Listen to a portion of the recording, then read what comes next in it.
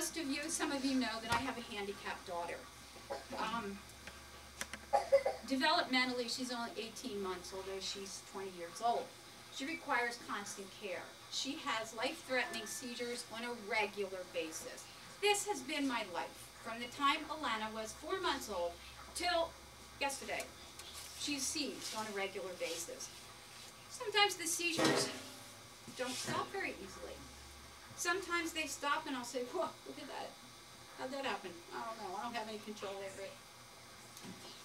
She recently had a tonsillectomy that took 3 years almost to get all the docs on board, fight for her to get her. Her tonsils were this big in her throat. She was obstructed. She couldn't breathe right. She had to sleep on high pillows, and she doesn't like that, so I was constantly going in and lifting her up. But in the middle of the night, I would hear, and it would be her trying to breathe. Well, we got through the tonsillectomy. We got through the recovery. We got through the bleeding process. We got her back on the road to health, such as it is. She's a cute kid. If any of you saw her at the closing, you wouldn't know that she had anything really seriously wrong with her physically. Developmentally, she's way back there.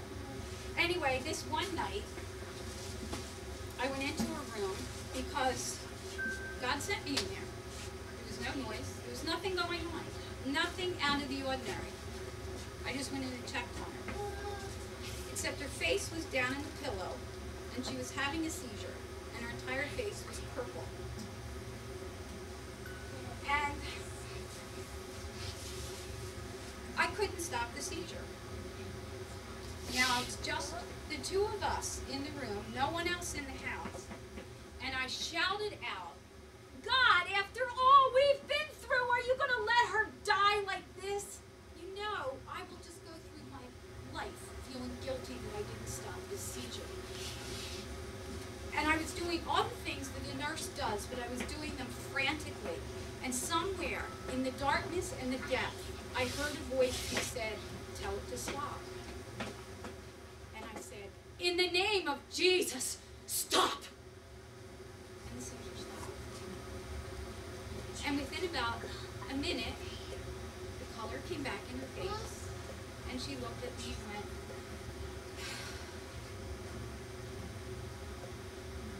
so what does that say? That says, faith is constant. Faith doesn't hesitate. Faith is love and total trust in your God. In the darkness, in the silence, in the heat, in the cold, in the despair, in the good times, in the bad times. I always think about these things. People don't think of these things. You know, like here he is now. He's got his sight back, and you know, after the parade and everything else, you know, I'm sure some, you know, his family said, "Well, what are you going to do now?" Well, you can see now, so obviously you can't sit there and be begging anymore. You're going to get a job, or you know, what's going to happen? You know, so the fourth day, you know, the fourth day becomes very real. You know, after a while. And of course, this is what group's for. This is what your group's for. I made my Cursillo in '71. I've been in groups since then. Obviously not the same one. I've been transferred all over the Diocese of Camden, you know.